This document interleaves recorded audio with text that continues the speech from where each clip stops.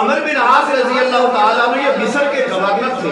عمر بن خطاب رضی اللہ تعالیٰ عنہ کے دور کی بات ہے کہ عمر بن عاص جو تھے یہ مصر کے گورنر تھے اور ان کے بیٹے کو گھوڑا دوڑوانے کا بڑا شوق تھا، اور ایک مرتبہ ان کے بیٹے نے ایک عام آدمی کے ساتھ یہ ضد لگا لی، یہ بازی لگا لی کہ تم میرے ساتھ گھوڑا دوڑوا کے دیکھو تو میں آپ سے جیت جاؤں گا۔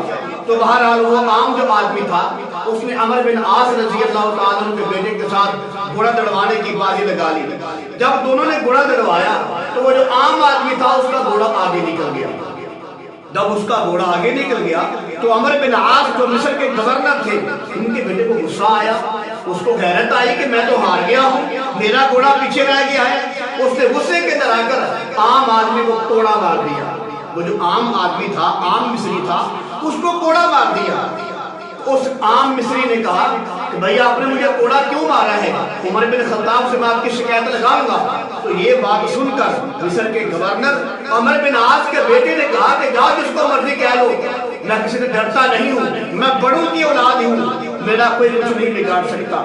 تو چند دنوں کے بعد حج کا موسم آ رہا تھا تو عمر بن خطاب رضی اللہ تعالیٰ عنہ مدینہ سے تشریف لائے، مکہ مکرمہ آ گئے، اور ان کے ساتھ وزیر بھی تھے، بشیر بھی تھے، اور بھی صحابہ کرام تھے۔ تو دوسری طرف سے جو عمر بن عاص رضی اللہ تعالیٰ عنہ جو مصر کے گورنر تھے وہ بھی مکے میں حج کرنے کے لیے آ گئے۔ جب عمر بن خطاب بیٹھے ہوئے تھے تو وہی عام آدمی جس کو عمر بن عاص کے بیٹے نے کوڑا مارا تھا وہ شکایت لے کر عمر بن خطاب کے پاس آ جاتا ہے، آ کر کہتا ہے یا امیر المومنین میں نے آپ سے بات کرنی ہے، گزارش کرنی ہے، درخواست پیش کرنی ہے۔ عمر بن خطاب رضی اللہ تعالیٰ عنہ وزیروں کے ساتھ بیٹھے ہوئے تھے، بشیروں کے ساتھ بیٹھے ہوئے تھے، بڑے بڑے لوگ ارد گرد جمع تھے۔ عمر بن خطاب نے فرمایا بتاؤ کیا بات ہے؟ تو اس عام مصری نے کہا، وہ جو عام آدمی تھا جس کو کوڑا مارا گیا تھا، اس نے کہا حضرت صاحب عمر بن عاص جو مصر کے گورنر ہیں ان کے بیٹے نے مجھے کوڑا مارا ہے۔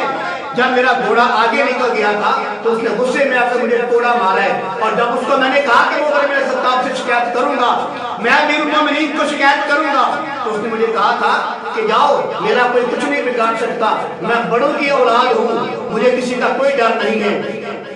تو عمر بن خطاب رضی اللہ تعالیٰ نے ان کی بات سن کے کہا کہ عمر بن عاص کے بیٹے کو پیش کیا جائے۔ جب عمر بن عاص کا بیٹا آیا تو عمر بن خطاب نے کہا کہ تم نے یہ جملہ کہا ہے؟ اس نے کہا جی میں نے یہ جملہ کہا ہے۔ پھر عمر بن خطاب رضی اللہ تعالیٰ عنہ نے اس عام مصری کو جس کو کوڑا لگا تھا اس کو اپنا کوڑا پکڑوایا اور کہا اس کو کوڑے مار دے۔ ایک کوڑا مارا، دو مارے، کہا اس کو اور مارو، اور پھر فرمایا کہ بڑوں کی اولاد کو اور مارو، بڑوں کی اولاد کو اور مارو۔ اور پھر عمر بن خطاب رضی اللہ تعالیٰ عنہ نے وزیروں کے سامنے، مشیروں کے سامنے شریعت کھلی کچہری لگا کر مصر کے گورنر عمر بن عاص کے بیٹے کو کوڑے مروائے کہ تم نے یہ سمجھا ہے میں بڑوں کی اولاد ہوں، میں بڑے عہدیدار کی اولاد ہوں، میں وزیر اور گورنر کی اولاد ہوں۔ تو عمر بن خطاب رضی اللہ تعالیٰ عنہ شریعت کو کوڑے مروائے، اور پھر عمر بن خطاب رضی اللہ تعالیٰ عنہ نے عمر بن عاص کی طرف دیکھا جو مصر کے گورنر تھے، ان کی طرف دیکھا غصے سے اور کہا چاہیے تو یہ بھی کہ آپ کو بھی کوڑے لگے کیونکہ آپ نے بچے کی تربیت اچھی نہیں کی۔ پھر عمر بن خطاب رضی اللہ تعالیٰ عنہ نے مصر کے گورنر عمر بن عاص کی طرف دیکھا اور کہا کہ ان لوگوں کو ان کی ماں نے آزاد چنا ہے، تم نے کب سے ان کو اپنا غلام بنا رکھا ہے۔ آج کل کے دور میں ایسے انسان کا تو تصور بھی نہیں ملتا، بڑوں کی اولادوں کی طرف کوئی اشارہ بھی نہیں کر سکتا۔ اسی وجہ سے سب بڑوں کے جو بچے ہیں وہ باہر ممالک میں رہتے ہیں، اور اسی وجہ سے ہر جگہ پہ، ہر بازار میں، ہر چوک میں، ہر چپے میں، ہر عدالت میں ظلم ہو رہا ہے بے انصافی کی وجہ سے۔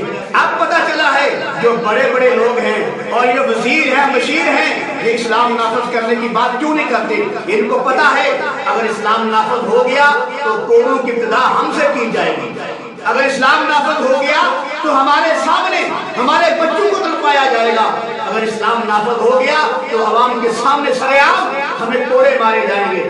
اور یہ لوگ اس کے قابل ہیں جو ظلم کرتے ہیں، زیادتیاں کرتے ہیں، لوگوں پر جو ہے بربریت کرتے ہیں، یہ اس قابل ہے کہ ان کو کوڑے مارے جائیں گے۔ اور یہ جو بڑے بڑے عہدیدار لوگ ہیں، وزیر ہیں، مشیر ہیں، جو ظلم و زیادتیاں کرتے ہیں، میرا دل بھائی یہ کینسر کے پھوڑے بن چکے ہیں، اور جو کینسر کا پھوڑا جب انگلی پہ نکلتا ہے جو ماہر ڈاکٹر ہوتا ہے وہ پوری انگلی کو کاٹ دیتا ہے، کیونکہ اگر زخم آگے چلا گیا پورا ہاتھ کاٹنا پڑے گا، اگر اور آگے چلا گیا پورا बाजू काटना पड़ेगा।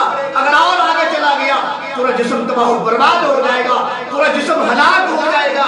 लिहाजा वो तजर्बाकार डॉक्टर होता है, वो उंगली को काट देता है। अगर जख्म आगे चले जाए तो पूरे बाजू को काट देता है। और ये जो लोग जुल्म करते हैं, वजीर हैं, मशीर हैं, बड़े बड़े होदेदार लोग हैं, ये जो जुल्म करते हैं, बेइंसाफियत करते हैं, ये कैंसर के फोड़े बन चुके हैं और इनको अलग करना होगा। जैसे कैंसर के फोड़े को अलग किया जाता है पूरा जिस्म बचाने के लिए, और इनको अलग करना पड़ेगा पूरा मुल्क बचाने के लिए। और अगर इन लोगों को अलग ना किया गया, जैसे कैंसर के फोड़े की वजह से पूरा जिस्म खराब हो जाता है, तो इनकी वजह से पूरा पाकिस्तान खराब हो जाएगा, जैसे हो रहा है। तो मालूम हुआ पाकिस्तान में अगर इंसाफ आ सकता है, अगर आदल आ सकता है, अगर फजा मुअत्तल हो सकती है, कोने कोने में सुकून आ सकता है, फिर उमर बिन खत्ताब जैसा इंसाफ करना पड़ेगा। तो मालूम हुआ इस्लाम का मुकम्मल नक्शा अगर मिलता है तो खुलाफा राशिदीन की जिंदगी से मिलता है।